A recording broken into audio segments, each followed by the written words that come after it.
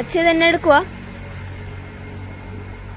നമ്മുടെ വീട് ഒരാൾക്ക് വാടകയ്ക്ക് കൊടുത്തിരിക്കുക. അപ്പൊ ആ വാടകയ്ക്ക് എടുത്ത ആൾക്കാർ ലഹരി ഉപയോഗിക്കുന്നുണ്ടോ ഇല്ലെന്ന് അറിയാൻ വേണ്ടി ഞാൻ പോയതാ.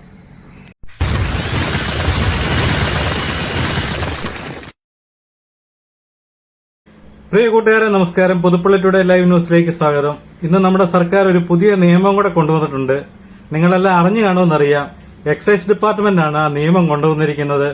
നമ്മുടെ വീട് ആർക്കെങ്കിലും വാടകയ്ക്ക് കൊടുക്കുമ്പോൾ ആ വാടകയ്ക്ക് എടുക്കുന്ന ആൾക്കാർ അവരാരെങ്കിലും ലഹരി ഉപയോഗിക്കുന്നുണ്ടെങ്കിൽ നമ്മളും പ്രതിയാവും, ഒന്നാം പ്രതി.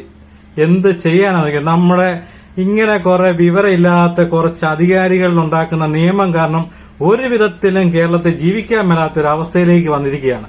കുറച്ചുനാൾ മുമ്പ് വാഹനാപകടങ്ങൾ, ബസ് അപകടം ഉണ്ടായപ്പോഴത്തേന് ഒരു മണ്ടൻ തീരുമാനം എടുത്തിരിക്കുകയാണ്. വാഹനത്തിന്റെ കളറ് മൂലമാണ് ഈ അപകടം ഉണ്ടാവുമെന്നും പറഞ്ഞ് കേരളത്തിലുള്ള മുഴുവൻ വാഹനം ടൂറിസ്റ്റ് ബസ്സുകാരെ കൊണ്ട് വെള്ള പെയിന്റ് അടിപ്പിച്ച് ഈ 2025 തുടങ്ങിയിട്ട് നിങ്ങൾക്കറിയാം, ഇത് മെയ് മാസം 5-ാം മാസം.